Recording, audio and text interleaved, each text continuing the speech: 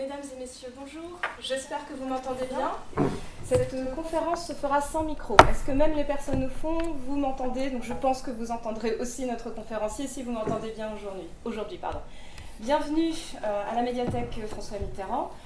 Nous sommes très heureux de vous proposer aujourd'hui une conférence dédiée à l'histoire du Japon vue au travers des mangas de sport.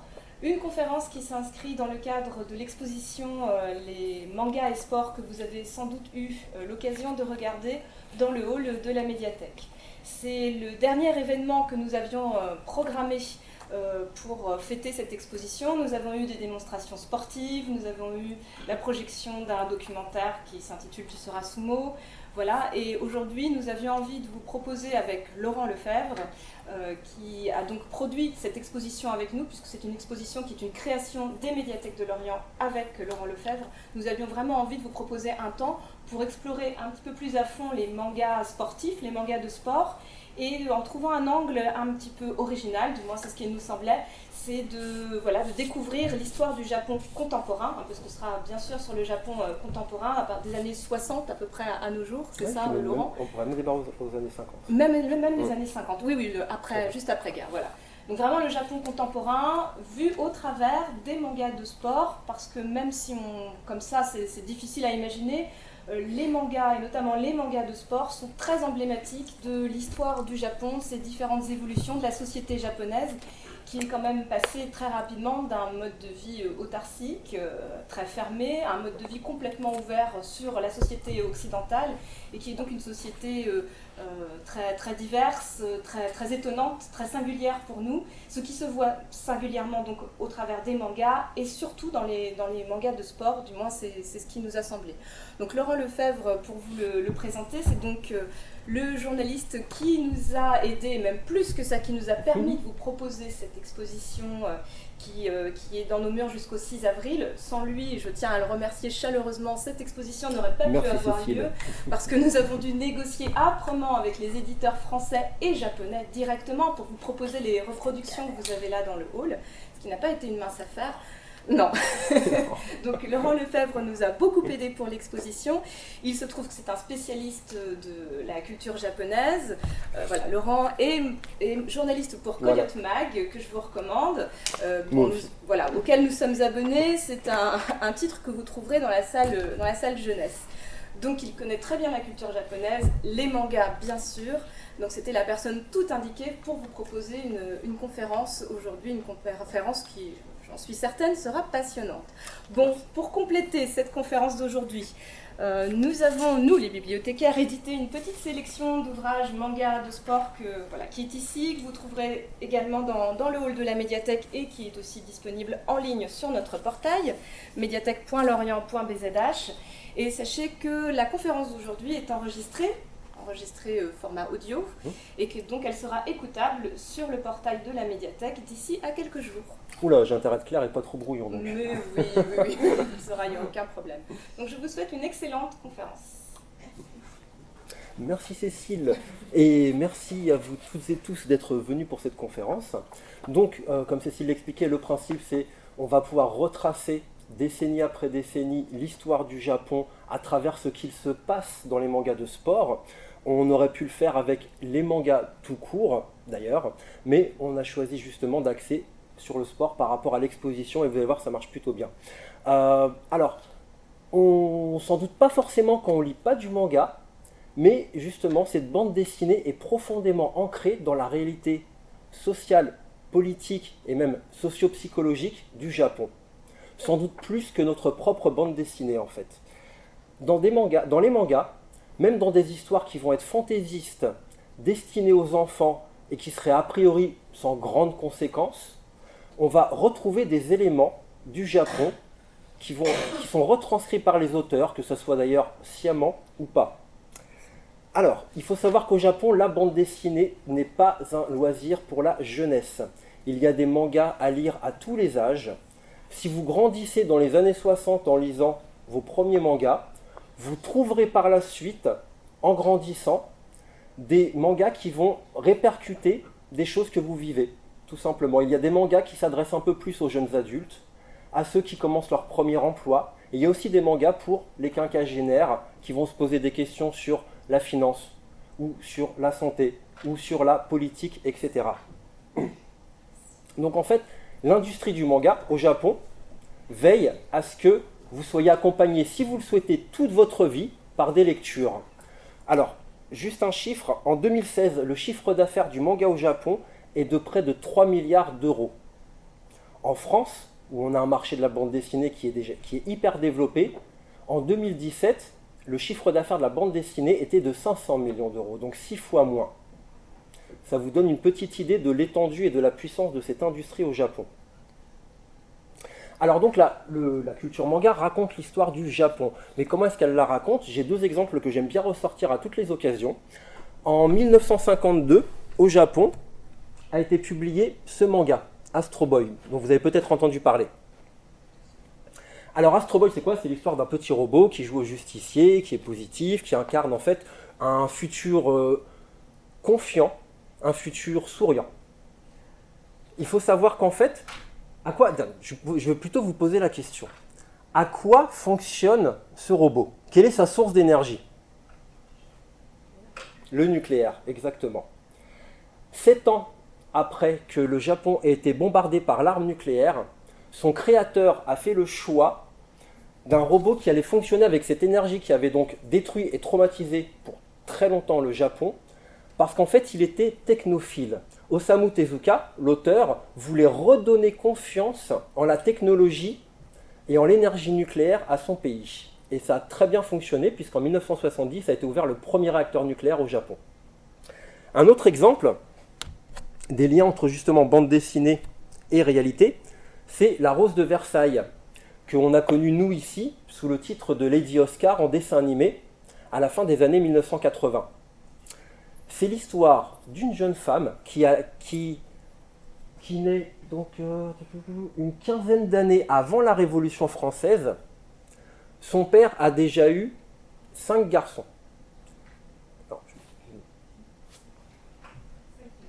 Comment? On va laisser tomber le nombre de filles et de garçons précédents, parce que sinon je vais commencer à m'embrouiller au début, c'est pas top. Alors en fait, il va élever sa fille comme un garçon. Cette fille va devenir capitaine de la garde royale. Et en fait, ce manga donc était publié en 1972 et il fait tout simplement écho à l'émancipation des femmes par rapport à des rôles genrés suite à l'introduction des mouvements féministes au Japon.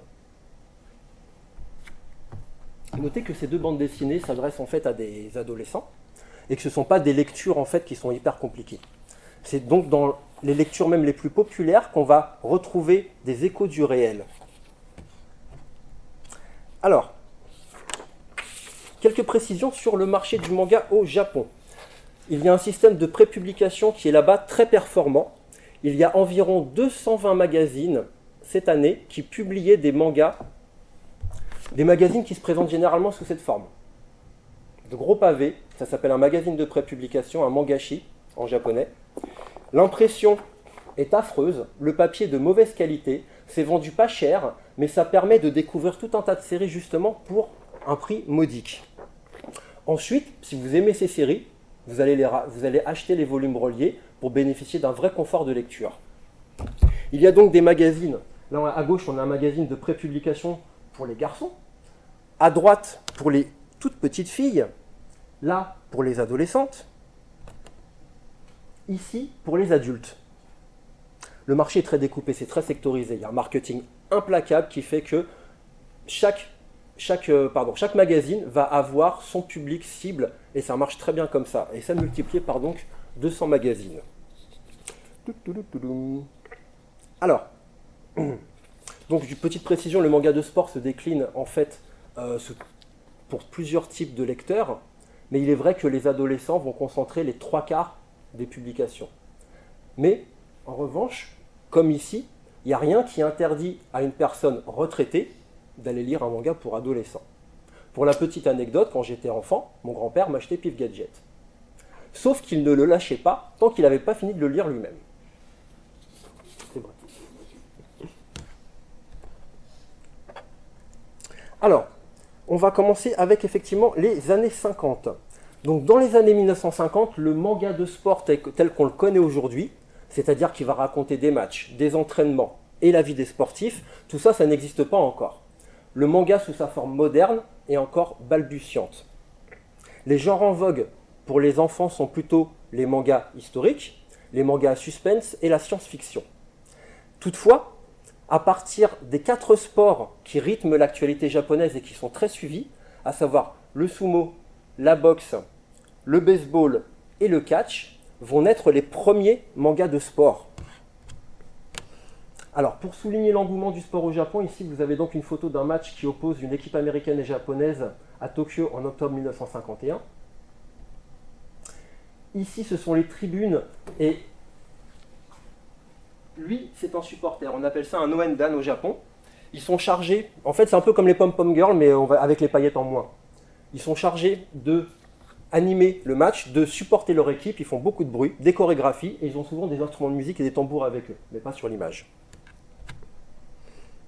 Ça, c'est la couverture du premier numéro de Weekly Shonen Sunday, qui est un magazine de pré-publication comme celui-ci, qui va devenir très célèbre et qui existe encore aujourd'hui. Et c'est pas un hasard si en couverture, on a un joueur de baseball, puisqu'en fait, à l'époque au Japon, les joueurs de baseball sont à peu près l'équivalent de Batman et Superman aux États-Unis. Ce sont de vrais héros auprès des enfants. Alors, moi je vais de temps en temps reprendre mes notes parce qu'il y a beaucoup de choses à raconter.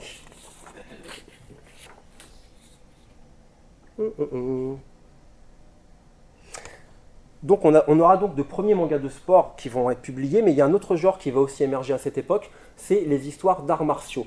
Alors par contre, ce ne sont pas des mangas d'arts martiaux comme aujourd'hui, qui vont raconter en détail les techniques de combat et la vie des sportifs, encore une fois. C'est plutôt des histoires où le personnage principal, comme ici, va utiliser les arts martiaux pour jouer au justicier.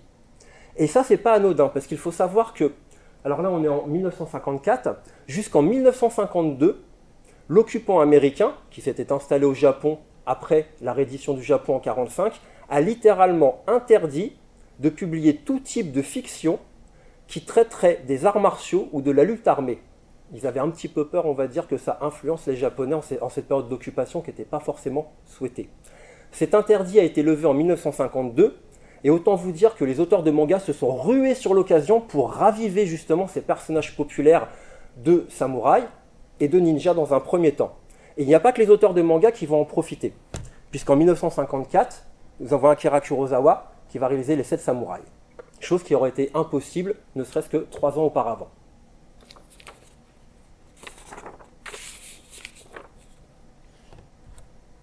Nous avons donc aussi, à partir de 1952, les premiers mangas d'arts martiaux. La Igaguri-kun,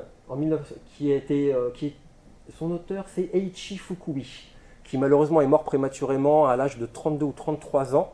Il est tout simplement mort d'épuisement au travail. Donc ce sont les aventures d'un jeune judoka.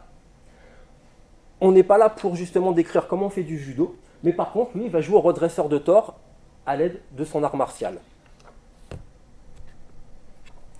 Alors, du côté des mangas destinés aux filles, le constat est à peu près identique. Le manga de sport pour filles n'existe pas en tant que tel encore. Par contre, le sport est inclus dans des histoires dont ce n'est pas le sujet. Par exemple, là, ici, le ping-pong.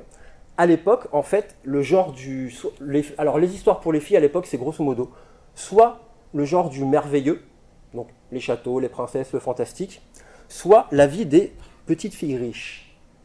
Comme ici, un manga qui s'appelle « Ça, c'est Paris » et qui a été publié, ça c'est encore un peu plus ancien, c'est le tout début des années 50, me semble-t-il.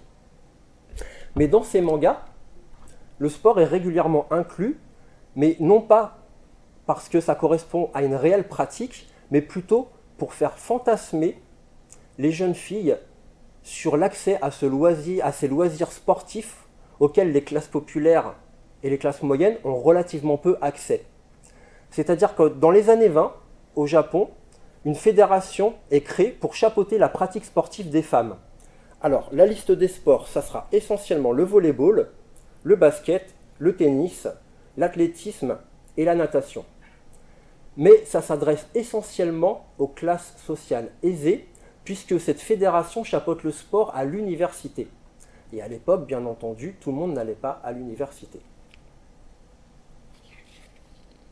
En tout cas, on retrouve ces sports dans les premiers mangas pour filles, et ces sports sont en quelque sorte objets de fantasme, parce que si on pratique ces sports, c'est qu'on a accès à un certain niveau de vie.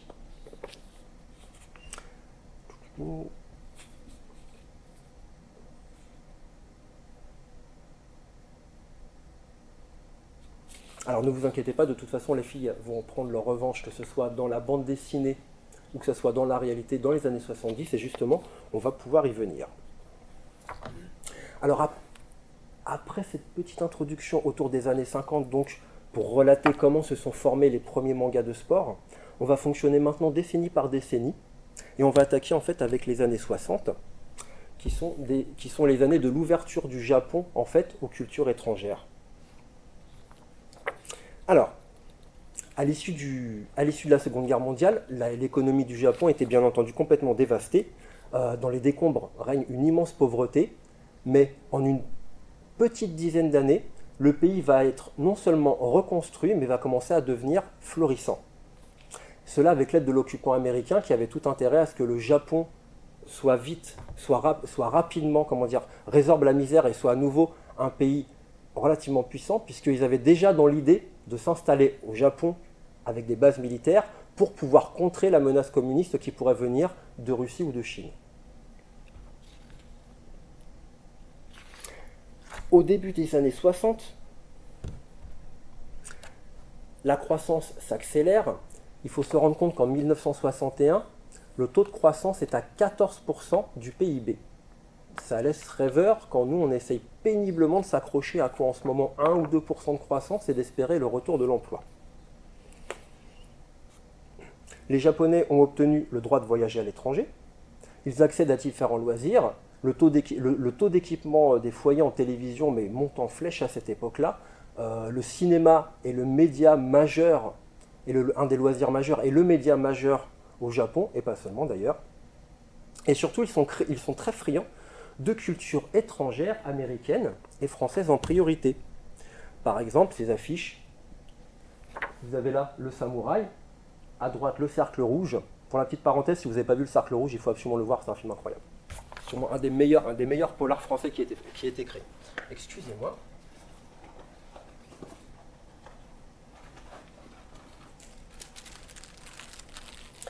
Donc, en 1966, au mois de juin, si je me souviens bien, les Beatles débarquent au Japon pour une série de 5 concerts qui sont un véritable événement. La salle qui les accueille propose 10 000 places et c'est vendu à un tarif prohibitif je crois que les places étaient à peu près 3 à 4 fois plus chères que n'importe quel événement qui avait lieu à cette époque dans cette salle. Toutefois, les places vont s'arracher très très vite, puisqu'il y a une véritable boulimie finalement des jeunes générations japonaises pour la culture venue d'Occident et pour le rock'n'roll. Alors par contre, pour la génération d'avant-guerre, c'est un peu synonyme de décadence tout ça, mais enfin bon. Donc c'est dans ce contexte où il y a au niveau culturel une sorte de fracture des générations qui s'opère, que va être publié un manga très important qui s'appelle Kyojin no Oshi. En français, l'étoile des Giants. Les Giants, c'est l'équipe phare de baseball au Japon. Alors, c'est l'histoire d'un adolescent pauvre qui est entraîné par son père au baseball, mais alors, qui est entraîné d'une façon, c'est limite de la torture en fait. C'est des entraînements hyper durs, où si jamais le môme ne parvient pas à atteindre l'objectif que son père a fixé, il va être sanctionné par des efforts supplémentaires, quelques coups de bâton au passage, voire une privation d'eau. C'est complètement surréaliste, et le scénariste le sait parfaitement bien, puisqu'il est lui-même un sportif. Ce scénariste, c'est Ikki Kajiwara, qu'on voit ici tout seul, et ici il est accompagné à sa droite de Masoyama. Masoyama est le fondateur du Karate Kyokushinkai, qui est la forme de karaté la plus dure à l'époque, et même encore aujourd'hui. Donc il entretient un peu cette image de dur à cuire, mais dans ses histoires, il fera aussi preuve d'une vraie sensibilité littéraire. Donc, à lui seul, en fait, il va définir un nouveau genre de manga pour garçons. Du sang, des larmes et de la sueur, c'est ainsi qu'on éduque les vrais hommes. En exerçant si besoin un stress maximal sur l'athlète pour qu'il soit capable de sortir ses tripes en toutes circonstances face à l'adversité. Le père du héros, qu'on ne voit pas sur l'image, mais le père du héros incarne en fait une espèce de mentalité d'avant-guerre, une mentalité qui se méfie finalement d'un futur ramollissement du Japon suite à l'introduction de la culture japonaise. De la culture américaine et occidentale en général au Japon. Le fils, lui, va tenter de se libérer de cette influence, mais finalement, il va rendre toutefois hommage à son père et à ses méthodes tout au long du manga. Alors, c'est un manga qui était extrêmement suivi. C'est sans doute l'un des mangas les plus lus, en fait, dans la deuxième partie des années 60 au Japon. Donc, autant dire qu'il a eu une influence qu'on peut qualifier de relativement importante. Alors, pour en revenir à Eki Kajiwara, ce n'est pas tant qu'il refuse la modernisation du Japon, mais il a une devise. Esprit japonais, savoir et connaissance de l'Occident. D'une part, bénéficier effectivement de certaines avancées qui nous viennent de l'Occident, tout en gardant l'esprit du Japon tel que lui l'a connu, étant né avant-guerre.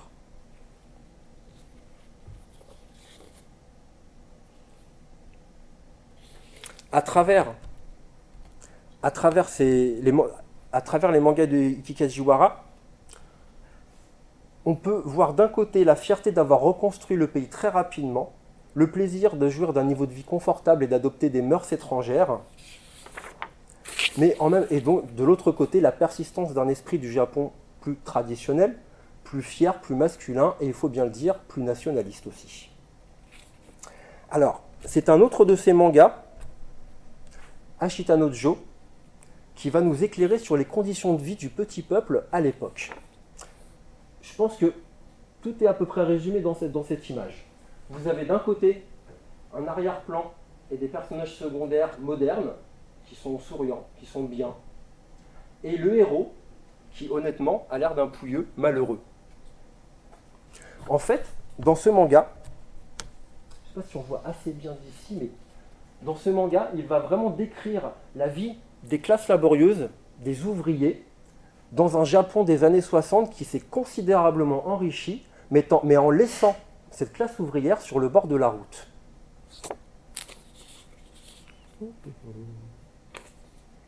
Alors l'histoire, c'est celle de notre ami Joe Yabuki.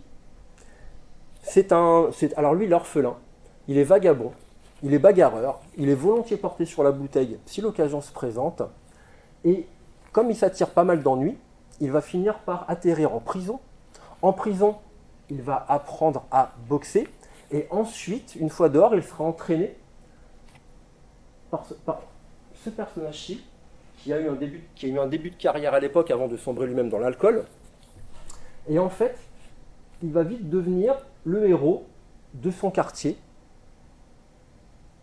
Il est poursuivi par les gamins qui... Vous avez peut-être tous vu cette scène, c'est le premier Rocky en fait. Vous avez tous vu cette scène où Rocky Balboa court dans les rues, il est suivi par plein de mots. C'est à peu près la même. En fait, voilà, c'est à peu près la même chose, mais une bonne vingtaine d'années avant. Alors, il va donc grâce à la boxe professionnelle, il va voir son niveau de vie s'élever, mais en même temps, il ne sera jamais parfaitement heureux, ce personnage. Il gardera toujours une espèce de part de mélancolie, qui d'une part est très japonaise, et qui d'autre part correspond au fait qu'il sait très bien que si lui jouit d'un meilleur niveau de vie, les autres, les gens comme lui, les siens, sont toujours aussi pauvres dans ce Japon qui pourtant s'enrichit à grande vitesse à l'époque. Alors, le titre du manga, c'est donc Ashita no Jo.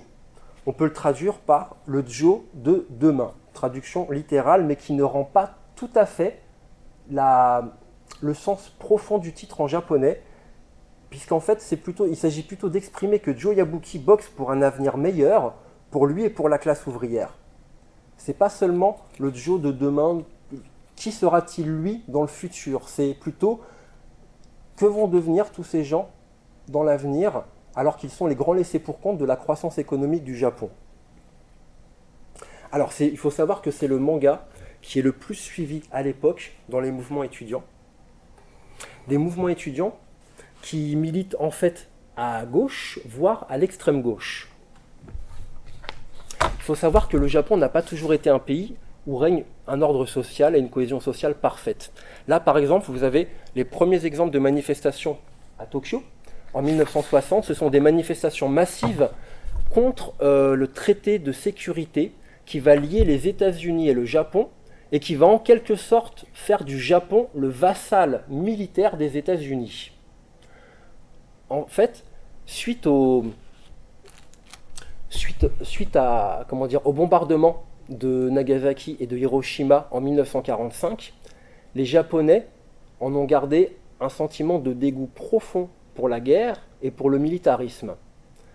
Pour eux, il s'agit de dire plus jamais ça, ni chez nous, ni ailleurs à cause de nous.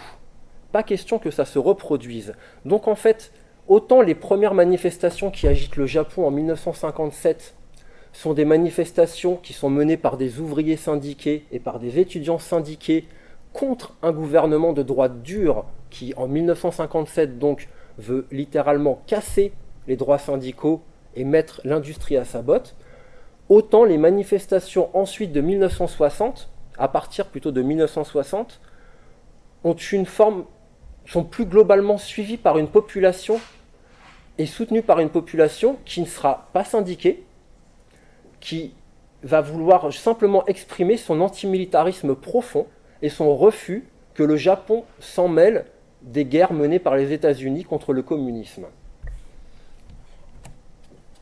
Là, nous sommes à l'aéroport de Haneda en 1960, et en fait, la population a littéralement empêché l'atterrissage de l'hélicoptère qui venait chercher l'émissaire d'Eisenhower pour signer justement ce traité. Un peu plus tard, et là on en arrive à l'époque de la publication de Hachita no Joe, ce sont maintenant les étudiants qui vont aller manifester contre la guerre du Vietnam. Et quand on dit manifester, il faut savoir que le syndicat étudiant Zengakuren, qui était en fait une fédération de syndicats, partait manifester casqués avec de longs bâtons de bois. Ils étaient entraînés aux arts martiaux. Et tout ça pour montrer aux forces de l'ordre que si elles souhaitaient en découdre, aucun problème, ils en ont la possibilité. Les manifestations étaient en fait extrêmement violentes.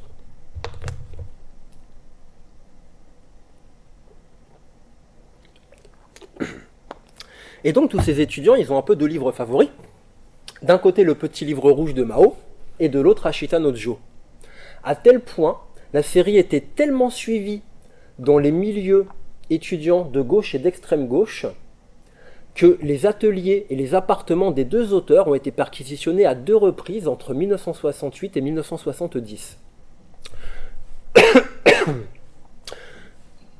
Pardon. La sphère politique, donc le gouvernement, s'inquiétait de l'influence que pouvait avoir ce manga sur une jeunesse qui était déjà largement révoltée et largement organisée pour se révolter. Alors par contre, il va se passer quelque chose qui va complètement échapper aux auteurs, qui ne sont pas des rouges en fait. Les auteurs n'ont pas d'idées communistes, ou en tout cas ils n'ont jamais déclaré dans les très très nombreuses interviews qu'ils ont données, ils n'ont jamais montré aucune sympathie pour des idées politiques de quelque bord que ce soit.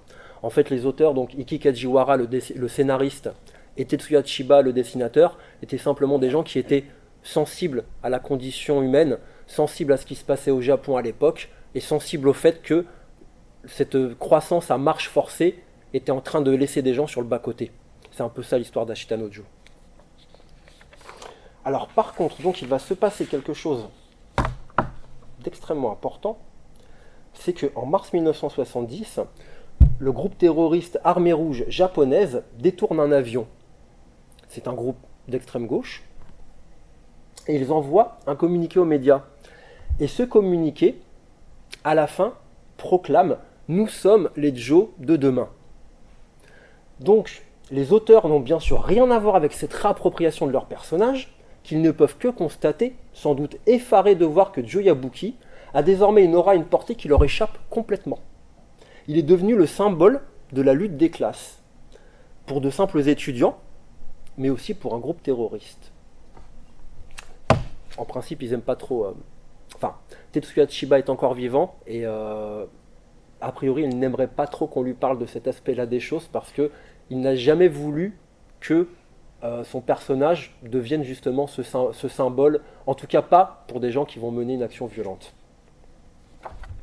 Donc voilà, Ashita no Joe, c'est vraiment le manga emblématique des années 60 parce qu'il va vraiment relater la lutte des classes et en plus il va vraiment se confronter à une actualité qui va être éminemment politique et qui va amener des perturbations au Japon. C'est des manifestations où on compte des morts en fait, parfois c'est des manifestations extrêmement violentes, mais c'est aussi des manifestations pendant lesquelles les étudiants mobilisés vont pouvoir affirmer leur présence et par exemple empêcher le gouvernement entre 1968 et 1970 de casser le système universitaire tel qu'il existe, puisqu'à l'époque le gouvernement avait pour projet d'augmenter les frais d'inscription, etc., entre autres mesures qui allaient, on va dire, favoriser les classes favorisées et défavoriser les autres.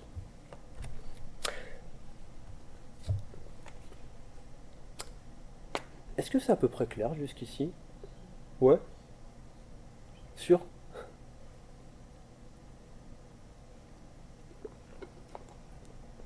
On va passer aux années 1970, et si j'ai choisi cette photo, c'est parce que les femmes vont être à l'avant-garde de cette décennie, à la fois au Japon tout court, ou dans sa culture manga.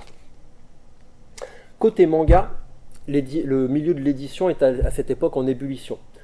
Le nombre de sorties de manga, le nombre de nouveaux auteurs, le nombre de nouveaux genres d'histoires, tout ça explose littéralement. Il y a deux phénomènes quand même qui sont remarquables à cette époque. C'est l'expansion de la bande dessinée pour adultes, parce que tout simplement, les ados qui avaient grandi dans les années 50 et 60 avec des mangas, ils ont envie de continuer à en lire, mais ils sont adultes. Alors on va commencer à produire une bande dessinée avec des thématiques qui correspondent tout simplement plus à un âge adulte, des thématiques souvent un peu plus noires, un peu plus engagées socialement, ou qui sont tout simplement des récits plus complexes. Et d'autre part, les années 70 sont marquées par l'explosion du manga destiné aux femmes. Alors les écolières du primaire et du collège avaient déjà leur manga depuis les années 50. Par contre, pour une jeune femme de 20 ans, elle n'avait pas grand-chose à se mettre sous la dent avant justement les années 70. Alors les années 70 au Japon, c'est bien sûr le début des mouvements féministes, puisque comme partout dans le monde, ces idées commencent à arriver au Japon. Les femmes tout simplement s'en emparent, s'organisent, et les artistes, beaucoup d'écrivaines vont écrire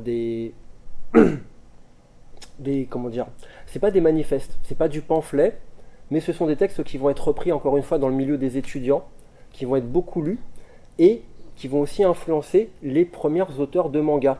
Parce qu'il y avait quelque chose d'étonnant, c'est que justement avant les années 70, les auteurs de manga, les auteurs de mangas pour femmes, des mangas destinés aux femmes étaient en fait dessinés par des hommes. Beaucoup d'auteurs, vous connaissez Albator peut-être ? Albator, voilà. Oui. Et bien Albator, le dessinateur d'Albator, il a commencé sa carrière pendant une petite dizaine d'années en dessinant des mangas pour jeunes femmes avec tout le décorum, toute l'esthétique qu'il y avait autour. Et par contre, comme il y avait besoin de faire rentrer beaucoup de sang neuf dans cette industrie, parce qu'il y avait de plus en plus de femmes qui voulaient lire du manga, mais finalement il y avait une sorte de pénurie d'auteurs, puisque les hommes étaient beaucoup mobilisés du côté des histoires pour les garçons.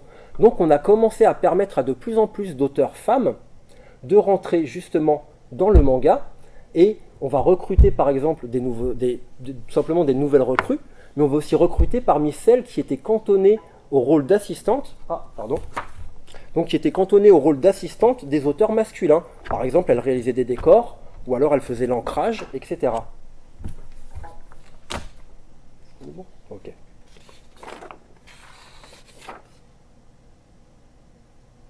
Donc il y a un manga qui va être très important dans le manga de sport pour les femmes. C'est pas le premier exemple, on va y revenir un tout petit peu plus tard au premier exemple. Mais ce manga, on l'a connu nous en France sous le titre de Jeux 7 et Match en dessin animé dans les années 80. Ça s'appelle donc S.O. Nerae, publié en 1972, et c'est l'histoire d'Hiromi, une lycéenne qui commence à pratiquer le tennis et qui va réussir à haut niveau à force de fournir des efforts. Jusque-là, rien de bien original. Mais le récit s'avère beaucoup plus intéressant quand on sait que Hiromi manque terriblement de confiance en elle, voire même qu'elle se sent handicapée psychologiquement, dès qu'il s'agit soit de s'affirmer, soit d'avoir une activité physique, elle n'en avait pas l'habitude, ou alors de se confronter aux autres. Et le portrait de cette jeune femme qui se bat contre ses faiblesses va directement toucher les lectrices qui se sentent souvent dans une position similaire dans un Japon qui est encore largement dominé par le patriarcat, et où leurs options pour construire l'avenir sont limitées en dehors des jeunes femmes issues des classes aisées. Et se pose par exemple à cette époque, une question qui n'est toujours pas résolue aujourd'hui. Permettre aux femmes de retrouver un emploi stable, à plein temps, si possible un emploi qu'elles auront choisi et un emploi rémunérateur, tout cela après avoir assumé l'éducation d'un premier enfant pendant quelques années. Ça, c'est une question qui n'est toujours pas résolue aujourd'hui, le retour à l'emploi des femmes au Japon après un premier enfant. Souvent, ce sont des emplois précaires et des emplois à temps partiel, même pour celles qui voudraient travailler à plein temps. Donc, à cette problématique, ce manga va répondre de manière métaphorique. Avant le dénouement du manga, Hiromi fait le choix de s'écarter de l'homme dont elle est amoureuse afin de se consacrer pleinement à la compétition. C'est un vrai déchirement romantique, mais le propos est clair. Hiromi se choisit elle et son développement personnel plutôt qu'une vie de couple qui, à terme, pourrait entraver sa carrière de sportive de haut niveau. Et ce type de message où on va pousser finalement les jeunes femmes à l'autodétermination est complètement inhabituel à l'époque. Et c'est sans doute une des raisons du succès de la série, et c'est aussi pour cela qu'elle persiste, en tout cas à mon avis, dans l'imaginaire collectif au Japon. Alors il faut citer un autre manga de sport pour les femmes qui est publié à cette époque, ou plutôt un petit peu avant, en 1968, c'est Attack No. 1, un manga de volleyball. Je vous passe l'histoire, c'est l'histoire parce que c'est grosso modo l'histoire d'une jeune femme qui va se mettre à la compétition de volleyball et ça va très très bien marcher pour elle, voilà. Par contre, là où c'est novateur, c'est que finalement, c'est le premier manga qui va défendre auprès des femmes l'idée d'être une compétitrice.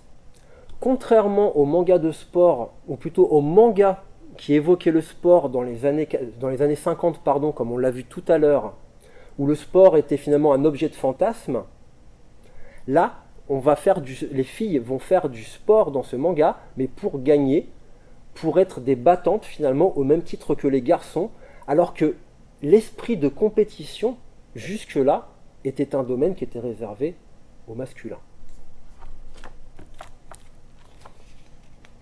Alors, finalement, ce manga fait suite au triomphe de la délégation japonaise aux Jeux Olympiques de Tokyo en 1964. Ces Jeux Olympiques, et surtout la victoire de l'équipe de volleyball féminine qui remporte la médaille d'or, va considérablement influencer la création de mangas de sport. Grosso modo, le vrai top départ du manga de sport pour les femmes, c'est suite aux Jeux Olympiques de 1964 et à cette victoire de l'équipe de volleyball féminine qui sera énormément médiatisée et qui va vraiment marquer les esprits.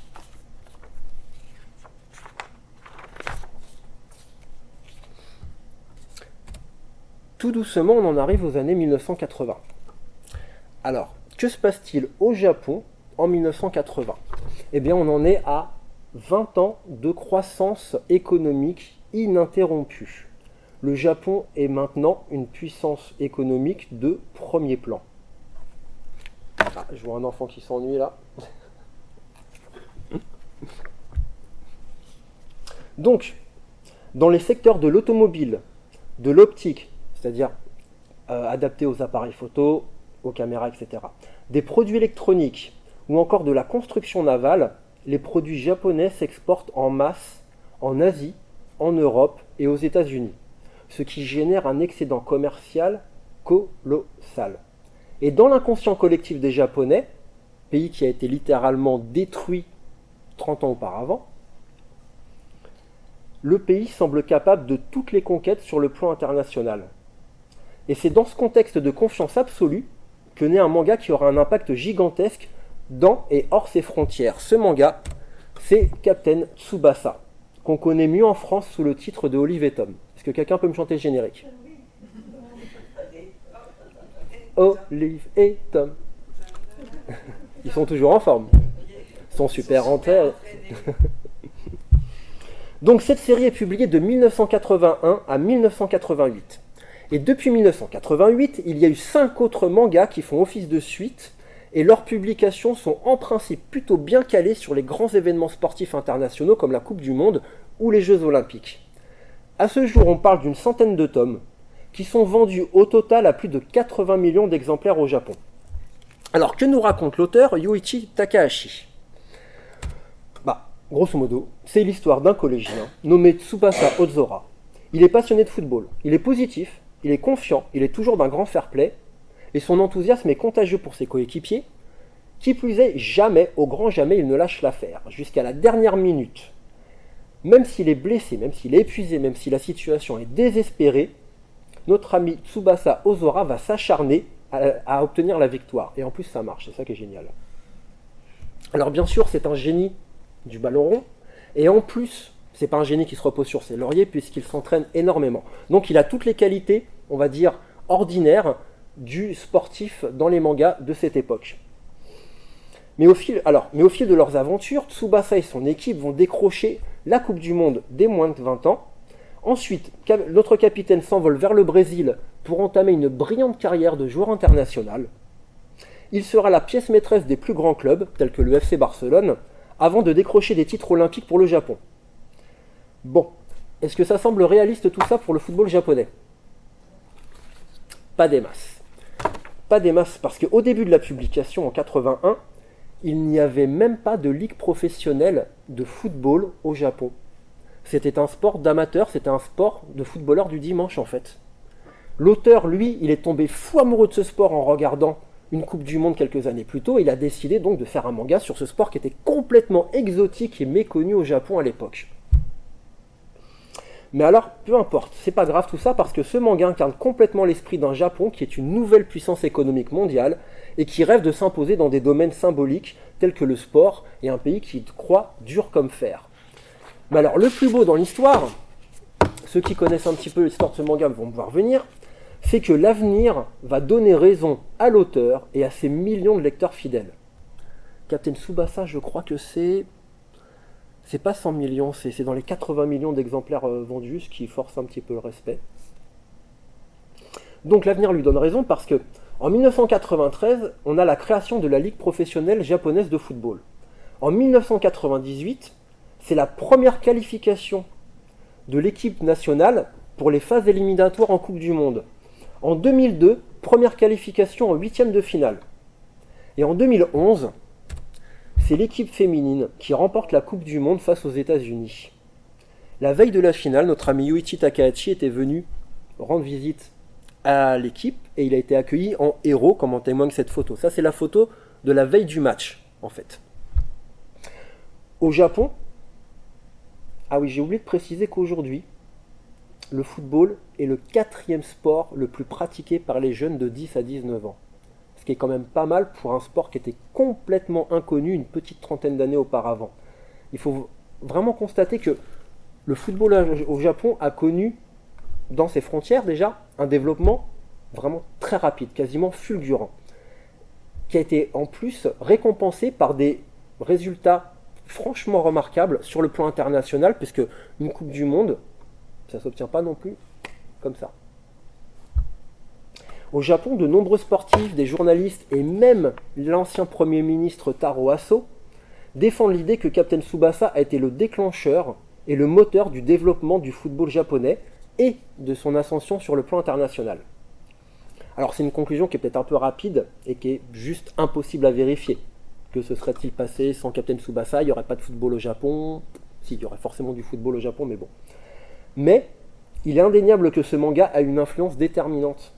Et des joueurs célèbres tels que Lionel Messi, Alessandro Del Piero, Fernando Torres, Alexis Sanchez ou encore Thierry Henry ont tous cité ce manga parmi les raisons qui les ont poussés à taper le ballon dans leur jeunesse et à rêver de faire carrière.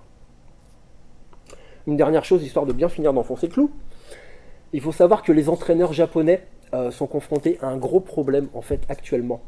C'est que toutes les nouvelles recrues, tous les adolescents qui commencent le football et qui commencent à penser sérieusement à devenir pro, ils veulent tous jouer milieu de terrain. Et milieu de terrain, c'était la position de Tsubasa Ozora. En fait, le Japon a beaucoup de mal à former, par exemple, de simples attaquants ou des ailiers, parce que tout le monde veut jouer comme Captain Tsubasa au Japon, tout simplement. Alors, pour terminer, sur les années 80, on avait dit 1 heure ou 1 heure et demie, une bonne heure et demie. Alors, pour terminer sur les années 80, on va citer un manga qui suit un schéma relativement comparable, c'est Hikari no Densetsu. Encore une fois, on l'a connu en dessin animé, nous, dans les années 80, avant que le manga soit édité. Alors, pour la petite précision, il n'est plus disponible dans le commerce, donc venez l'emprunter à la médiathèque de Lorient, parce que ici, on l'a. Voilà. Donc, c'est l'histoire d'une jeune gymnaste qui, à force de travail, va monter à haut niveau et qui va attirer l'attention de la Fédération bulgare de gymnastique rythmique et sportive. Donc, on est à peu près dans le même schéma, finalement, d'une petite rêveuse qui a du talent, qui travaille dur et qui va sortir de son propre pays qui est trop petit pour abriter ce talent et qui va se développer auprès du pays qui domine vraiment la compétition internationale. C'est un très joli manga d'ailleurs.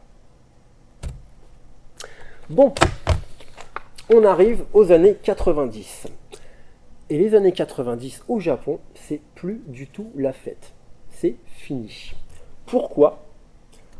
Parce que le Japon, qui était numéro 1 mondial dans les secteurs bancaires, de l'automobile et de l'électronique, connaît une crise durable et sans précédent sous l'effet de l'éclatement de la bulle spéculative et immobilière. Vous vous souvenez peut-être des mécanismes qui ont conduit à la faillite de 2008 ? C'était à peu près la même chose au Japon, mais au début des années 90. Donc là, c'est grosse déprime, faillite personnelle, crédit immobilier qu'on n'arrive plus à payer, et un taux de suicide qui connaît une hausse dramatique à partir de 1995. C'est quasiment 30% en plus. Et entre autres effets à cette crise économique qui s'installe, on observe différentes crises sociales. Et en particulier une hausse très inquiétante dans les années 90, suite au crack, de la délinquance et des crimes commis par les moins de 20 ans. Très vite, le Japon se demande ce qu'ils vont bien pouvoir faire de tous ces petits cons qui passent leur temps à se battre, à agresser leurs profs, à zoner en bande, à racketter les plus jeunes et à s'adonner à des rodéos nocturnes sur des motos customisées. Alors, ils n'ont pas toujours été comme ça, les voyous au Japon. Il y a toujours eu des voyous au Japon. C'est pas un pays de classe moyenne en costard-cravate. C'est pas du tout ça. Et dans la culture manga, on a toujours eu aussi des voyous depuis les années 70. Par contre, ces voyous, à l'époque, ils avaient le rôle de rebelles au grand cœur, de marginaux charismatiques, et dans le fond dépourvus de méchanceté. Ils étaient pauvres, ils étaient sales, ils étaient bagarreurs, mais ils se comportaient comme des chevaliers. Mais au milieu des années 80, émerge dans les mangas la figure du Furio. Le Furio, c'est le voyou japonais. Il reste encore un anti-héros, il est positif, il est juste un peu turbulent. Par contre, dans les années 90, il va devenir de moins en moins fréquentable, parce que, en réalité, les voyous japonais eux-mêmes deviennent de moins en moins fréquentables. En fait, ils deviennent un petit peu la bête noire des faits divers. On les retrouve en train de faire donc, comme je l'avais précisé tout à l'heure, ils font des rodéos sur des motos customisées, ils roulent en bande à 30, et ils trouvent très vite leur pendant dans les mangas. Ça, c'est Young Jeto, un manga qui s'avère d'ailleurs très très rigolo. Bon, alors qu'est-ce qu'on va faire de toute cette jeunesse qui part à la dérive au Japon ? Eh ben, on va en faire un manga. Il y a un manga de sport qui prend à bras le corps le problème de la délinquance juvénile, et ce manga, c'est Rookies de Masanori Morita. Il a été publié entre 1998 et 2003. On y suit les aventures chaotiques d'une équipe de baseball formée dans un lycée qui ressemble plus à un coupe-gorge qu'à autre chose. Au début de cette histoire débarque un prof tellement idéaliste, alors le prof, on ne dirait pas, parce qu'il ressemble vraiment beaucoup à ses élèves. Le prof, c'est lui. Voilà. Je pense que si je ne vous l'avais pas dit, on n'aurait pas deviné. Donc, il est complètement idéaliste, il est joyeux et enthousiaste, et du coup, il passe pour un allumé complet auprès de ses élèves, parce que ses élèves, ils sont complètement dépressifs à la limite. Ils ont bien compris depuis longtemps qu'ils ne sont que des rebuts de la société, et qu'ils ne feront rien d'intéressant de leur vie. Et le prof, Koichi Kawato, il est sincèrement triste et bouleversé de voir que des jeunes n'ont aucune foi en l'avenir et aucune estime d'eux-mêmes, ce que leur a un peu inculqué la société à cette époque. Et à partir de là, il va inlassablement les pousser à renouer avec leurs rêves et à croire qu'ils peuvent les réaliser. Il va donc former puis entraîner une équipe composée des pires loupards pour aller jouer au baseball. L'objectif, c'est de remporter le Koshien, le tournoi interlycée national. Alors c'est une base complètement idéaliste, mais en même temps on en fait une vraie comédie dramatique. Le manga est immensément drôle. Et en même temps, il a parfaitement saisi et retranscrit les désillusions des adolescents, des classes populaires et aussi des classes moyennes du Japon des années 90, donc une génération qui a grandi dans des familles où tout à coup on a beaucoup de mal à boucler les fins de mois, à payer le crédit immobilier, où on commence à voir venir le spectre de l'ascenseur social qui redescend au lieu de remonter. Et c'est aussi une génération où les enfants ont vu leur mère reprendre un travail, alors que, en fait, dans une société classe moyenne japonaise traditionnelle, les femmes n'avaient plus besoin de travailler. Le salaire du mari suffisait amplement. Et là, on ne parle pas de reprendre un travail qu'on a choisi, on parle de reprendre un travail parce qu'on y est obligé. Tout ça dans un Japon qui connaît fatalement avec la crise économique des soubresauts au niveau du chômage. Et tout cela devient relativement difficile. Ça devient tellement difficile, en fait, pour les jeunes à ce moment-là, on a constaté aussi une hausse des suicides chez les jeunes et une grosse déprime qui se traduit essentiellement à travers la culture populaire, comme dans ce manga, sauf que là, effectivement, c'est un manga qui vient mettre la pêche. Donc en tout cas au Japon, on parle des années 90 comme de la décennie perdue, tellement c'est la décennie où la croissance est retombée. C'était un beau gâchis. Alors, que se passe-t-il dans les années 2000 ? Ah, on avait encore Rookies, voilà. Que se passe-t-il dans les années 2000 ? Dans les années 2000, plus rien ne sera comme avant, mais le Japon se redresse toutefois.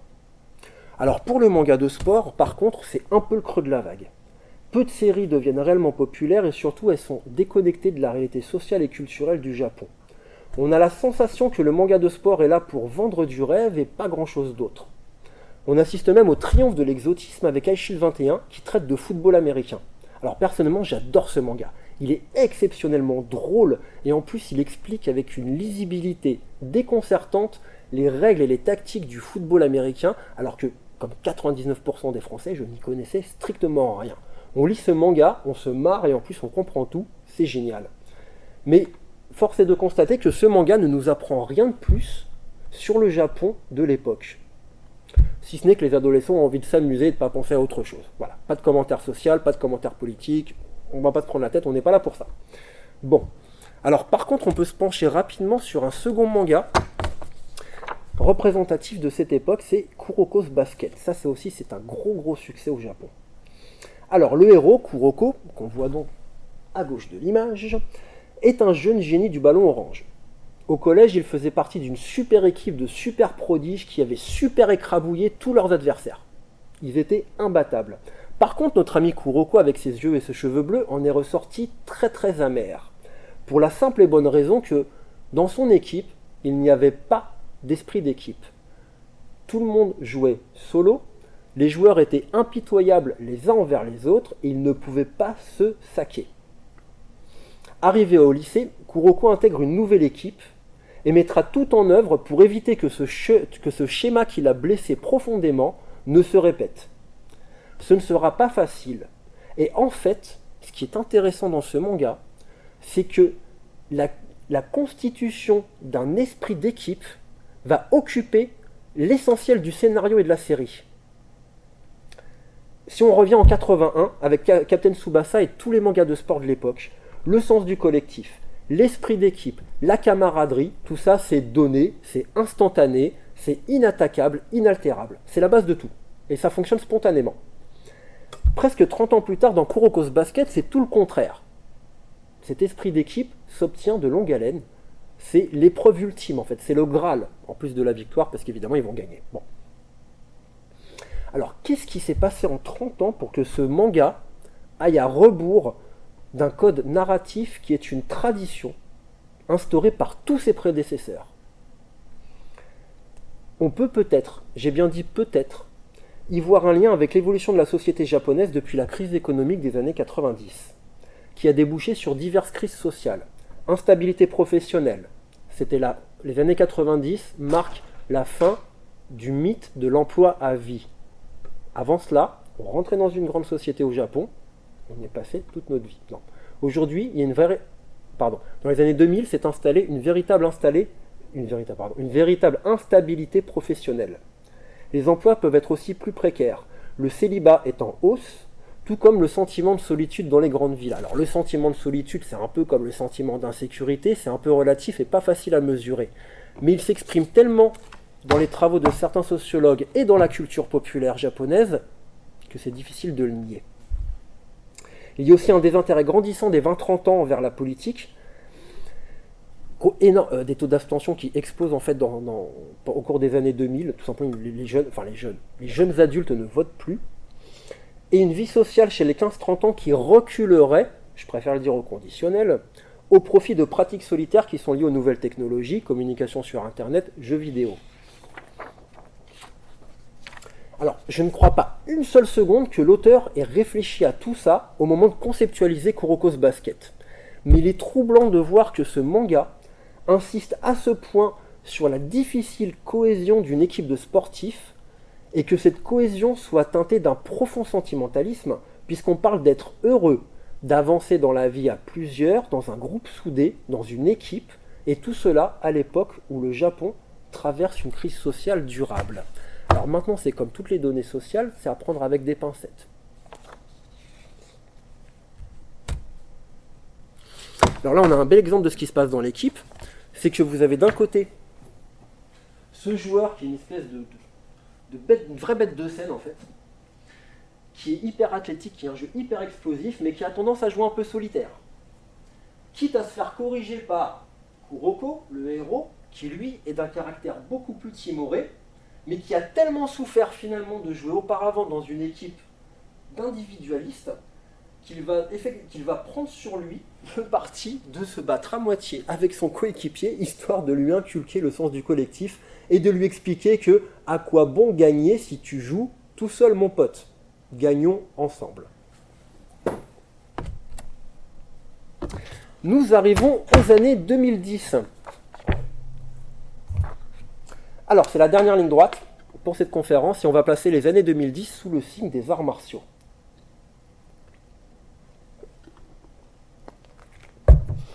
Alors, il faut noter que depuis le milieu des années 90, on a vu apparaître au Japon une pléthore, mais vraiment une pléthore, de mangas d'arts martiaux qui vont être réalistes. Là, on ne parle plus de boules de feu, on ne parle plus de péter les murs à coups de poing ou de faire des sauts de 3 mètres. On parle vraiment de mangas qui décrivent de façon réaliste les techniques et les concepts et les spiritualités qui sont liés aux arts martiaux. Parmi tous ces mangas, on va parler de celui-ci, Inomaru Sumo. Alors, il est publié au Japon depuis 2014 et il nous dit quelque chose de très très intéressant sur le Japon justement. Alors, nous en Occident, on a tendance à se passionner pour les histoires de kung-fu et de karaté, tout ça, c'est à cause de Bruce Lee et de tous les films d'arts martiaux des années 70, 80 et 90, de Jean-Claude Van Damme, etc. Mais, il faut savoir qu'au Japon, l'art martial numéro 1 dans le cœur des Japonais est bel et bien le sumo.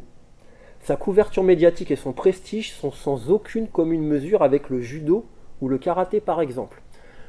Vous pouvez faire un petit exercice très simple. En fait, vous allez sur thejapantimes.com, qui est le portail en ligne d'un grand quotidien japonais. Vous tapez sumo, vous aurez 112 000 résultats de recherche. Vous tapez judo, vous en aurez 8 000. On parle de la couverture de l'actualité là.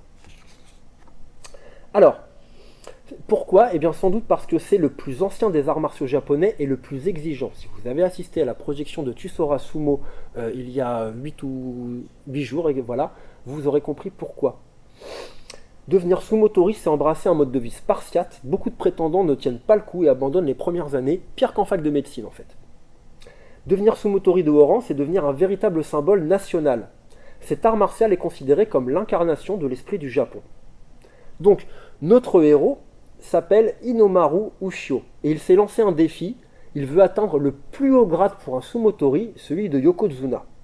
Par contre, il a un léger souci. Il mesure 1,54 m. Et ça, c'est pas une bonne nouvelle quand on sait que dans le sumo, il n'y a pas de catégorie de poids comme en boxe ou au judo. Donc il va être confronté à des adversaires beaucoup plus lourds que lui. Vous vous en doutez, il va faire tous les efforts nécessaires pour accomplir ce rêve, blablabla, blablabla, blablabla. Alors ce manga est vraiment intéressant si on veut découvrir tous les aspects du sumo. Les techniques de combat sont très nombreuses, très bien détaillées. Les rituels Shinto qui ouvrent les combats sont eux aussi bien précisés. On comprend tout au niveau des entraînements, etc. etc. Et Inomaru Sumo va par contre insister sur un point qui peut être un peu inattendu, c'est le comportement.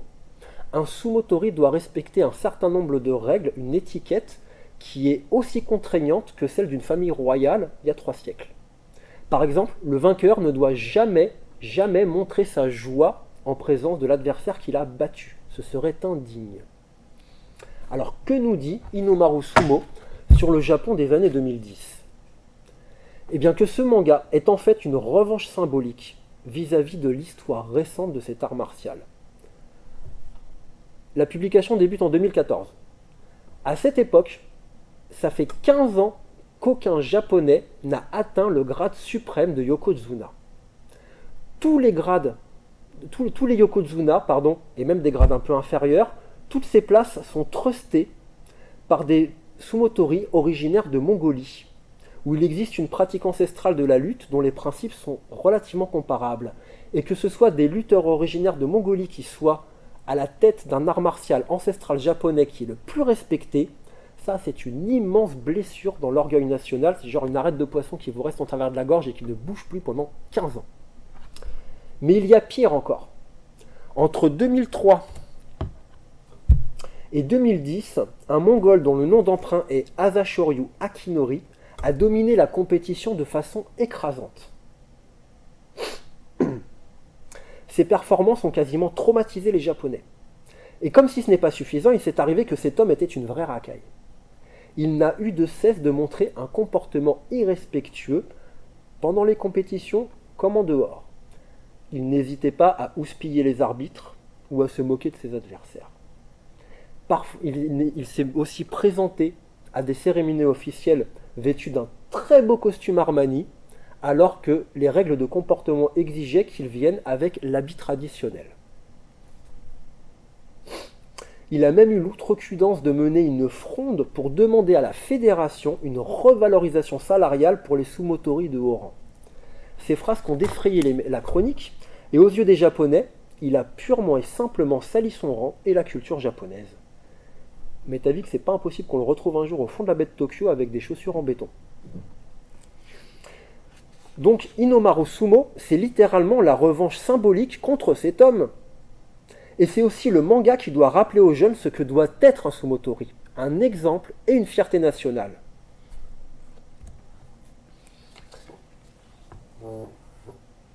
Là, ici, c'est au tout début du manga, le héros se bat contre un voyou. Et il ne lui dit pas « je vais t'exploser la tronche », il lui dit « je vais te faire goûter pleinement à cet art que toi et tes amis méprisez ». En fait, le héros empêchera quiconque de manquer de respect au sumo. Il ne va pas se battre avec lui parce qu'il a insulté sa maman, il va se battre avec lui parce qu'il a insulté le sumo. Pour la petite histoire, le personnage de décoloré voyou qu'on voit en haut rejoindra ensuite l'équipe dans la grande tradition des récits japonais où l'adversaire d'hier est l'allié d'aujourd'hui. Ah, un tout petit peu débordé. Alors, est-ce que vous savez ce que signifie Hinomaru en japonais ? C'est tout simplement le nom que porte le drapeau national. Donc, en fait, le héros est le Japon. Il a le nom du drapeau, c'est comme si notre drapeau avait un nom. Il a un nom notre drapeau en France d'ailleurs. À ma connaissance, non. Mais bon. C'est comme si on avait une bande dessinée où le héros défend les couleurs de la France et qu'en plus le mec il s'appelle drapeau tricolore. C'est littéralement ça. Inomaru, c'est le drapeau japonais.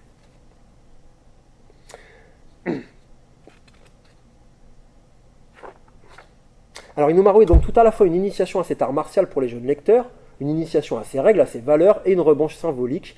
Et entre les lignes, c'est aussi une affirmation que le sumo appartient au Japon et que seuls les Japonais peuvent en comprendre et en défendre les valeurs ancestrales. Alors on peut trouver ça patriotique au sens nationaliste, mais ce monsieur a quand même prouvé que... Enfin, ce monsieur ne donne pas tout à fait tort aux Japonais. Mais il me semble qu'en plus, on arrive à la conclusion de cette conférence. Alors, je ne suis pas un très très grand fan des conclusions. Alors, comme tout le monde au collège, j'ai appris qu'après avoir fait thèse, antithèse, il fallait faire synthèse. Voilà quoi. Comme en plus aujourd'hui c'est moi le prof, j'ai décidé qu'il n'y aurait pas de synthèse. Voilà. En revanche, j'aimerais terminer sur une petite anecdote qui selon moi montre bien l'importance de la culture manga et de ce qu'elle peut nous apporter. Est-ce que vous connaissez Judo Girl? C'est une bande dessinée française super sympa sur une jeune parisienne qui pratique le judo. Et grâce à ça, elle a plus peur de sortir le soir. Et en plus, ça peut défendre ses copines quand elles sont agressées par des relous. Vous connaissez pas Judo Girl? Bah en même temps, c'est normal, ça n'existe pas. En France, on n'a aucune bande dessinée qui vient relater la pratique des arts martiaux chez les femmes. Pourtant, 27% des pratiquants de judo sont des femmes. 30% des pratiquants de boxe, d'aïkido et de karaté sont des femmes. Ce sont les chiffres officiels de l'Atlas annuel du ministère des Sports. Mais aucune fiction, même au-delà de la bande dessinée, pas de film, pas de roman, rien pour raconter que les Françaises sont adeptes des arts martiaux. Alors les Japonais sont tout de suite mieux lotis, bien évidemment, puisque on y trouve beaucoup, mais vraiment, une masse de bandes dessinées qui vont relater la pratique sportive des femmes dans le domaine des arts martiaux. Là, Azainagu, qui parle de Naginata, qui est un sport de combat qui se pratique avec une très longue lance munie d'une lame. Alors c'est une histoire relativement classique. Elle a 2 pieds gauches, elle a 2 mains gauches, elle n'est pas très courageuse, mais à force d'entraînement, elle se prend au jeu, ses camarades sont sympas, ensemble elles combattent l'adversité, et je le dis avec de l'ironie, mais je trouve ces récits extrêmement positifs, finalement, pour inspirer la jeunesse. Alors il y aura d'autres exemples, comme Bushido 16, qui parle de 2 jeunes femmes qui pratiquent le kendo étant l'art martial numéro 1 auprès des femmes au Japon, c'est le plus pratiqué là-bas. Il a été adapté en film, et un dernier exemple avec Evil Heart, qui montre bien à quoi peut servir l'aïkido dans la rue quand on est une jeune femme. Pour d'autres exemples, je vous renverrai vers l'exposition parce qu'on a une petite section qui parle effectivement des championnes et de 2-3 rôles modèles positifs de pratiquantes d'arts martiaux. Je crois que j'ai terminé. En revanche, si vous avez des questions, je suis tout oui.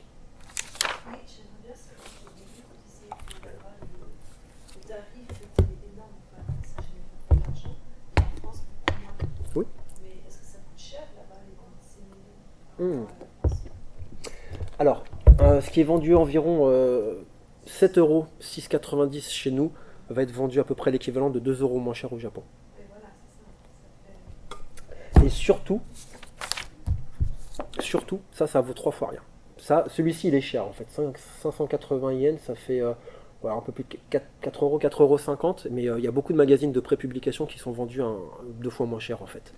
Mais oui, vous pensez que ça biaise le rapport Parce que moi j'ai acheté beaucoup de bandes dessinées quand j'étais enfant, et que je n'achète plus maintenant, et j'ai des séries que j'ai arrêté d'acheter, parce que je manque d'argent pour en acheter. Mais la bande dessinée est très chère en France. Elle est très chère, c'est à cause de ce fichu format cartonné couleur. Ça coûte 11 balles, c'est prohibitif. Pour genre une quarantaine de pages, alors qu'un manga il a des fois 200. Oui, en plus. Faut dire quoi après, c'est pas bien. Mais je ne crache pas du tout sur la bande dessinée française, parce que j'adore ça, j'ai grandi avec, je continue d'en lire énormément, mais il est vrai que trop longtemps le format couleur immuable a été un frein pour les gens qui voulaient acheter de la bande dessinée quand ils avaient de faibles moyens, tout simplement. C'est une spéculation, parce que si on en loupe une qui ne sort pas, après si on dit tiens, ça va passer. Ah, vous voulez dire sur de longues séries? Ouais, c'est des séries, oui. Comme les petits hommes. Oui. La solution s'appelle Exactement, les médiathèques. Et oui, alors, en plus, on a de la chance. Alors, c'est pas pour faire de la pub, mais on est vraiment bien fournis. Alors, moi, je continue de m'éclater. J'arrive pas à vider leur fond. Je trouve toujours des choses à lire. Mais oui, il est vrai que il est vrai qu'au Japon, ça va coûter peut-être un petit peu moins cher, mais en même temps, si la bande dessinée est moins chère, c'est peut-être un des rares postes de dépenses qui soit à niveau de vie comparé, qui soit moins cher en fait, parce que bah, le transport, le logement, la santé et l'éducation coûtent beaucoup plus cher au Japon qu'en France. Oui. Pour revenir sur la période des années 80, j'ai l'impression qu'il y avait deux visions du sport quand même qui s'affrontaient. Le gentil, par exemple, le producteur, Captain Tsubasa, et son antagoniste, Mark Landers. Oui. Est-ce que c'était quelque chose qu'on retrouvait aussi dans la société japonaise de l'époque, la réussite par la violence ou la réussite par la gentillesse? J'ai envie de vous dire non, parce que depuis, tout au long des années 60 et jusqu'à aujourd'hui, c'est vraiment reconstruit une forme de cohésion sociale au Japon extrêmement forte. Et même aujourd'hui, cette cohésion sociale... Alors, aujourd'hui, il y a une montée de l'individualisme au Japon, mais c'est un individualisme qui se joue derrière une cohésion sociale de façade, en fait. Comment expliquer? Grosso modo, aujourd'hui, si vous avez une mentalité individualiste au Japon, une fois que vous aurez satisfait à tous les rituels sociaux ordinaires du type intégrer un collectif au travail, ne pas avoir perturbé une réunion, etc., vous allez pouvoir ensuite faire ce que vous voulez de votre côté, etc. Mais alors par contre, la question c'est de savoir si on pouvait réussir par la violence au Japon, par la violence économique sans aucun doute, puisque s'il y a eu une bulle spéculative qui a éclaté, c'est qu'il y a bien eu spéculation, et ce qui fatalement a généré des actes de corruption, etc. quoi. Mais par contre, l'antagonisme qu'on retrouve dans les mangas de sport entre les personnages que vous avez cités, donc Mark Landers qui est mon préféré, et Captain Tsubasa, et Tsubasa Ozora, je pense pas, parce qu'en fait, alors le problème justement, c'est que Mark Landers en France a été, à travers le jeu du doublage et du remontage d'épisodes, en fait, il a été un petit peu retaillé en quelque sorte. On lui a donné ce côté un peu agressif, mais il y a des choses qui sont un petit peu effacées. C'est que on a d'un côté Tsubasa qui est vraiment qui est le futur gendre idéal, il est vrai, mais Landers en fait, il est beaucoup plus représenté dans le manga comme un gars du peuple. C'est un gars qui bosse avec ses parents, qui porte des caisses la moitié de la soirée avant d'aller s'entraîner au foot, qui est hyper courageux. Et j'ai envie de dire, il a simplement la niaque agressive qu'on va volontiers prêter, peut-être de manière stéréotypée, aux battants issus des classes populaires. On pourrait le comparer à un banlieusard en fait aujourd'hui. Enfin, il y avait son coach aussi qui était quand même très dur. Lui qui témoignait plus d'une mentalité limite d'avant-guerre par contre, effectivement. Mais par contre, oui, je pense pas qu'on puisse faire une comparaison trop directe. En tout cas, moi je ne saurais pas faire une comparaison trop directe avec la réalité sociale du Japon des années 80. Mademoiselle, je vous ai vu. C'est parce qu'avec la presse spécialisée parle de la ressortie de Slam Dunk en ce moment. Oui. Comme je ne connais pas, j'ai plongé dans le monde du manga il y a moins de 2 ans, mais je m'attendais justement à ce que ce soit mentionné, ou à moins que sa portée soit pas si intéressante. Et non, j'ai viré Slam Dunk, figurez-vous. Il était dans la sélection de manga, mais en fait le problème de Slam Dunk, c'est qu'il recoupe. Alors il recoupait en partie le sujet des furios, vous vous souvenez, les voyous japonais. Parce que là c'est des gentils, c'est des furieux gentils, mais enfin Slam Dunk c'est l'histoire d'un grand gaillard au sang chaud avec les cheveux décolorés, puis qui se met à jouer au basketball pour plaire à une camarade qu'il a repéré quoi, tout simplement quoi. C'est pour briller devant ses yeux. Et il a un côté un petit peu bouillant comme ça, mais enfin bon, c'est quand même un bon garçon dans Slam Dunk. Donc la démonstration n'était pas hyper forte à travers ce personnage. Et par contre Slam Dunk Slam Dunk est hyper intéressant parce que alors c'est le manga de sport qui a fédéré garçons et filles autour d'un manga de sport, justement, chose qui n'était pas arrivée auparavant. Tout simplement parce que ils sont beaux gosses, en fait. C'est tout bête, mais il y a une part de fanservice à l'intention des jeunes femmes qui s'est développée au fur et à mesure du manga, et au fur et à mesure que l'auteur, le dessinateur, Takehiko Inoue, était capable de dessiner, on va dire, justement, des personnages un peu d'éphèbes qui vont suer sang et eau sur le terrain, et ça a plu. Et c'est vraiment... Si Slam Dunk, je crois que c'est au moins 100 millions, je sais plus, c'est 120 millions. 120 millions d'exemplaires vendus au Japon, et ça c'est seulement parce que c'est un manga qui a plu autant aux garçons qu'aux femmes. Mais voilà, j'en ai pas parlé. Mais à culpa. Oui, il est à la médiathèque. Et oui, il faut lire Slam Dunk, c'est super drôle, ça témoigne bien de l'époque.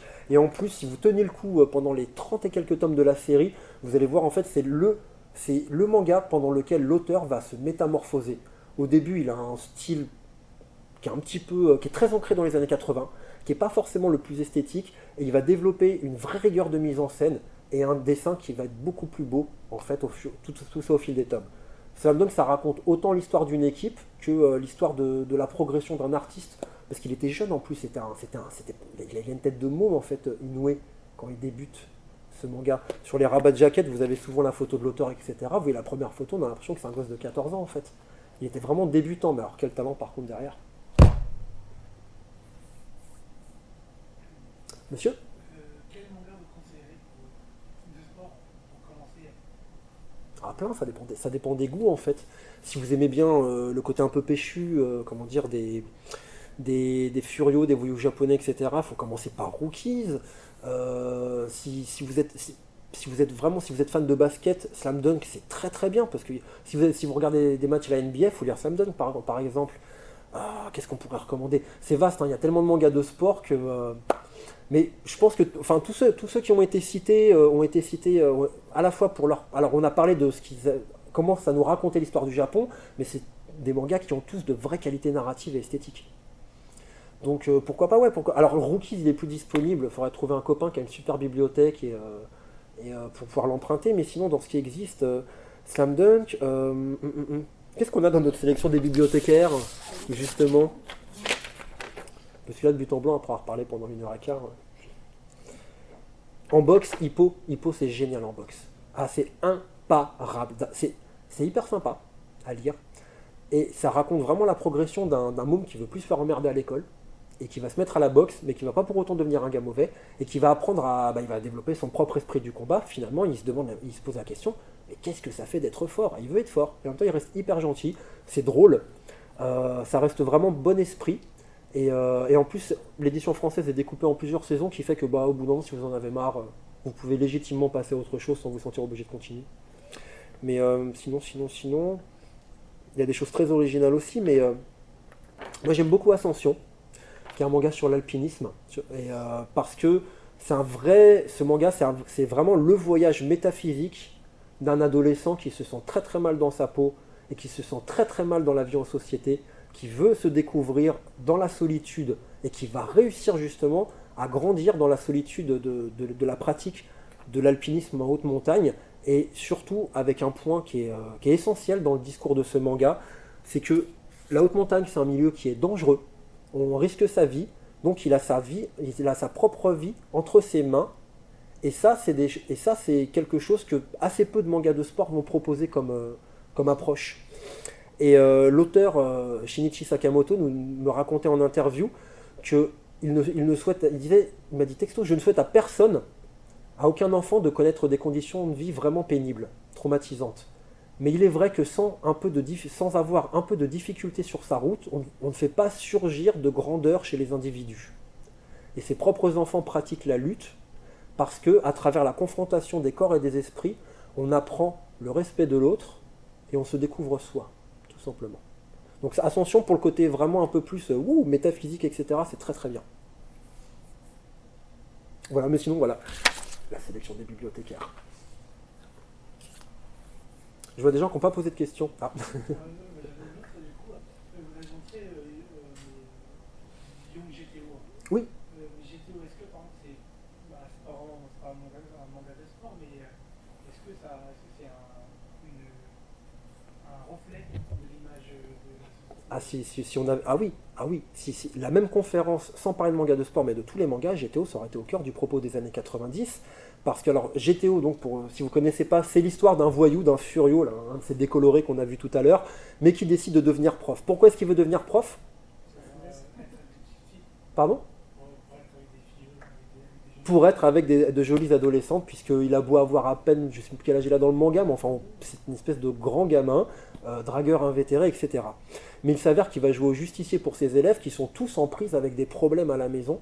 Par exemple, il y a un épisode très célèbre du manga où ce prof, qui est une espèce donc de voyou qui clope et qui n'a strictement rien enseigné de concret ou en tout cas d'académique à sa classe de lycée, va rentrer dans le pavillon d'une famille qui ne se parle plus, où enfants, parents, plus personne ne se parle, c'est une froideur absolue. Il rentre avec une masse et il défonce un mur. Symboliquement, il défonce le mur qui les empêche de se parler les uns les autres. Il y a aussi un autre épisode où il y a une de ses élèves qui risque qui va se faire agresser, où il débarque tel un héros. Et ce manga est génial parce qu'en fait, il montre comment le voyou traditionnel japonais est finalement un bad boy hyper conservateur.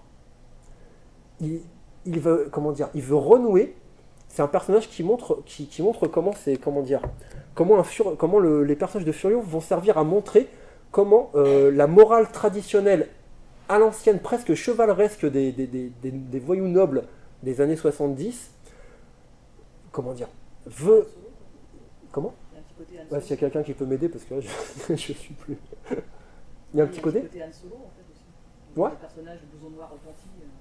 Ouais, peut-être, ouais. Par contre, il est traduit Han Solo dans ses valeurs...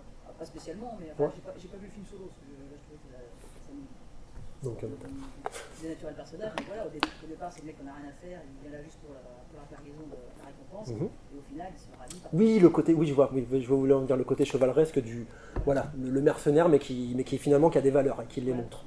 Bah, c'est un peu pareil avec la figure des Furieux dans les années 90 en fait. C'est des personnages qui vont limite porter en eux une morale traditionnelle plus typique années 50 dans un Japon qui a tendance à partir en déliquescence sociale, voilà.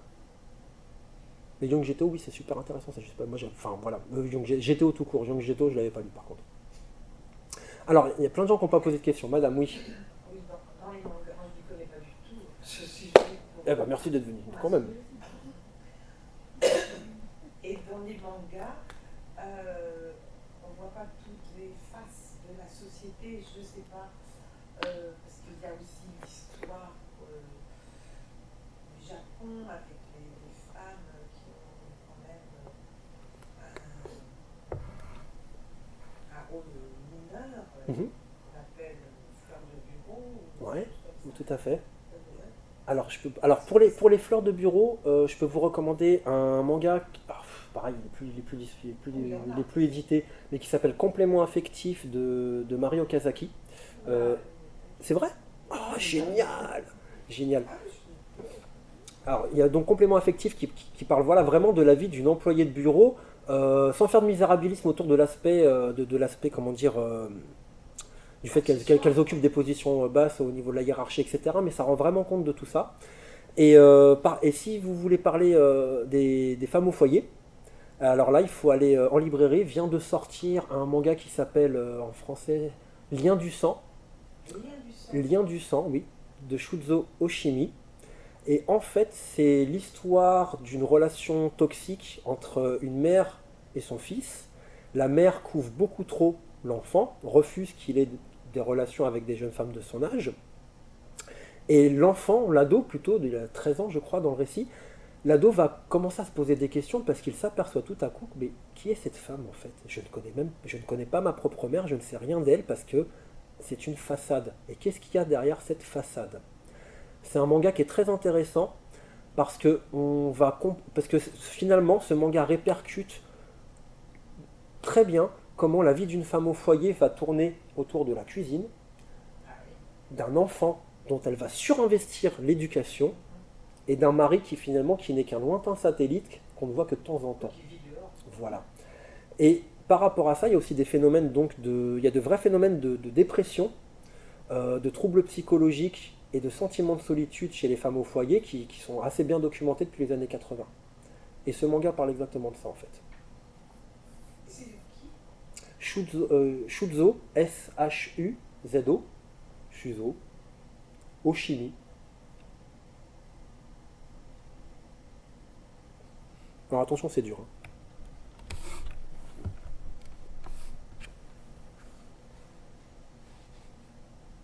Si ça a pu répondre à votre question. Oui, oui, Ouais. super. Alors, dans les gens qui n'ont pas posé de questions, là, il y a cette rangée-là. Madame, vous aussi, messieurs, dames encore. Et mademoiselle, je crois. Comment? On va faire un gage.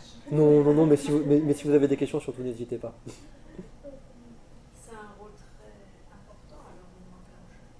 Oui, oui. Un rôle social pour éduquer la Éducatif. Tout à fait. Tout à fait. Dans les mangas de sport comme Captain Tsubasa ou Kuroko's Basket, vous avez tout le cortège de valeurs. De valeurs. En fait, il y a un socle de valeurs qui sont finalement amitié, effort, victoire. Comme ça, on l'a développé dans l'exposition, vous pourrez regarder en sortant. Et il s'agit vraiment, c'est du vrai roman d'apprentissage, avec vraiment cette volonté d'éduquer, sachant que ces magazines, alors pas celui-ci, mais ces gros magazines qui publient des mangas, à l'époque, au tout début, si on revient ici, hop, en 1959, là, dans ce magazine, il y avait quelques mangas et tout un contenu pédagogique, éducatif. Et aujourd'hui, ce contenu, il a disparu. C'est un peu comme dans le journal de Mickey, en fait. À l'époque, il y avait plein de pages pour expliquer plein de trucs. Enfin, c'est que quoi que le journal de Mickey poursuit encore cette... Ouais, ça se poursuit encore. Mais autant les pages qui expliquaient des choses autour des nouvelles sciences, des découvertes, etc. ont disparu des magazines de manga, autant ce contenu éducatif s'est réinséré dans les fictions même. Et donc il y a vraiment, c'est vraiment du...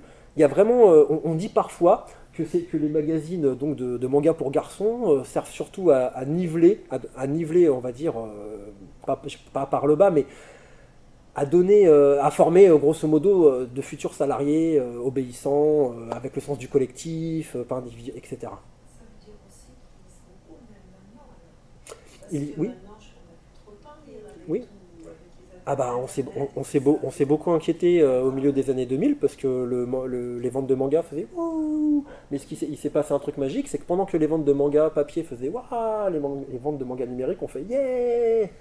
Donc voilà. Donc aujourd'hui ils ont beaucoup. Aujourd'hui en fait l'industrie est sortie d'une véritable ornière, c'est-à-dire qu'il y avait vraiment une perte de lectorat. On vendait moins de magazines, on vendait moins de mangas, il y avait moins de séries qui sortaient. Et finalement, le développement du marché du numérique, qui correspondait à de nouveaux usages, hein, parce que smartphone, tout simplement, tablette, etc., a permis de redynamiser le marché du manga et la culture du manga en général. On le voit aussi, c'est pas pour rien si à un moment donné, moi quand je faisais ces recherches sur cette conférence pour les années 2000, il y avait un vrai creux de la vague en termes de créativité sur les mangas de sport. Et je pense qu'on peut étendre la réflexion au manga tout court. C'est parce que quand une industrie du loisir va mal, elle a tendance à se recentrer sur des recettes qui marchent bien connues, mais au bout d'un moment, ça tourne en rond. On tourne vers on s'asphyxie. Et cette crise était d'autant plus précoce au Japon que je sais plus en quelle année, mais ils ont 10 ou 12 ans d'avance sur nous pour l'internet mobile. À l'époque, je crois qu'à l'époque on était au Tam Tam ici. Ils en étaient déjà de l'internet mobile.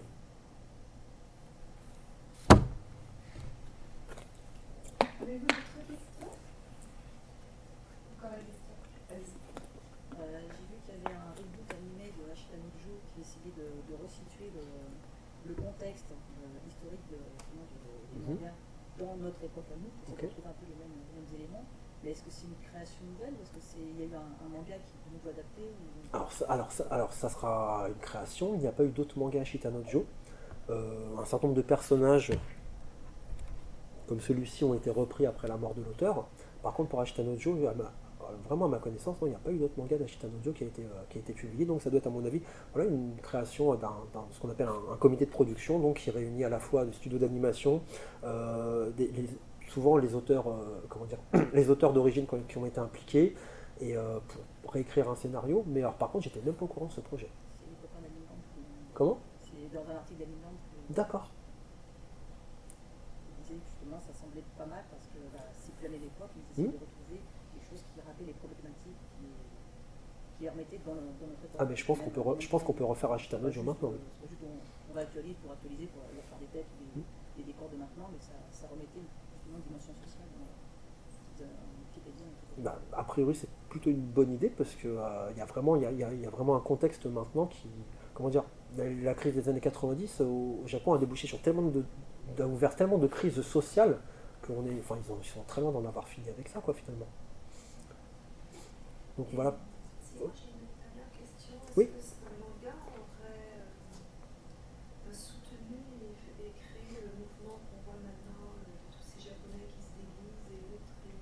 Oui, le cosplay.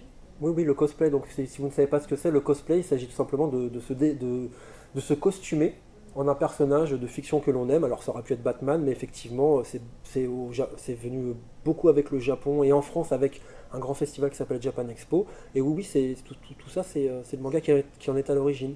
Mais en France, on a mis genre mais 40 ans avant d'adapter Benoît Bricefer au cinéma, par exemple. On a mis, pareil, 40 ans avant d'adapter Astérix. Mais en fait, la bande dessinée au Japon est source d'autres créations. C'est adapté depuis très longtemps en film, en série télé, en série d'animation, en pièces de théâtre, etc. En fait, c'est tout simplement parce que c'est une industrie qui fournit énormément d'histoires, de scénarios et de personnages qui peuvent être facilement, pas facilement, mais en tout cas qui sont repris par d'autres industries du loisir. Ce qui montre bien aussi que le manga a vraiment une place centrale dans la culture japonaise. Nous, la bande dessinée, c'est à côté. En France, si vous dites je suis auteur de bande dessinée, on vous demande c'est quoi votre vrai métier, monsieur? Alors que là-bas, c'est un statut qui est hyper révéré. Et aujourd'hui, pour faire un film au cinéma en France tiré d'une bande dessinée, il faut vraiment miser mais sur les gros phénomènes qui sont ancrés dans l'imaginaire collectif. Alors qu'au Japon, on a un film qui sort au cinéma 2 ans après que le manga soit publié. Il y a une réactivité qui est beaucoup plus forte, tout simplement. Voilà. Merci à tous. Merci Laurent. Je vais garder longtemps. Merci à tous et toutes d'être venus. C'était un plaisir de pouvoir parler de tout ça, de tous ces sujets qui me passionnent avec vous.